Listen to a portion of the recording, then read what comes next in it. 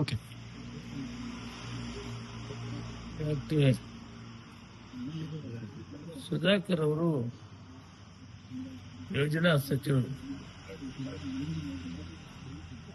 ಅತ್ಯಂತ ಪ್ರೀತಿ ಪಾತ್ರರಾಗಿದ್ದರು, ಸರಳ ಸಜ್ಜನಿಕೆ ಹೆಸರಾಗಿದ್ದರು. ಅವರ ನಿರಂತರ ರಾಜಕೀಯ ಜೀವನದಲ್ಲಿ ನಾವು ಒಟ್ಟಿಗೆ ಇದ್ವಿ. ನಾನು ಪಾರ್ಲಿಮೆಂಟ್ ಸದಸ್ಯನಾಗಿದ್ದಾಗ, ಮಂತ್ರಿ ಆಗಿದ್ದಾಗ ಅವರು ಡೆಲ್ಲಿಗೆ ಬಂದರೆ ನಾನು ಭೇಟಿ ಆಗದೆ ಬರ್ತಾ ಇರಲಿಲ್ಲ. ಬಹಳ ವಿಶ್ವಾಸವಾಗಿದ್ದೀವಿ. ಅತ್ಯುತ್ತಮ ಆಡಳಿತಗಾರ,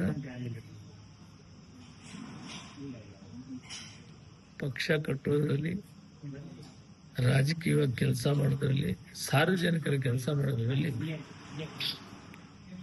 ಒಳ್ಳೆ ಹೆಸರನ್ನು ಇಟ್ಕೊಂಡಿದ್ರು.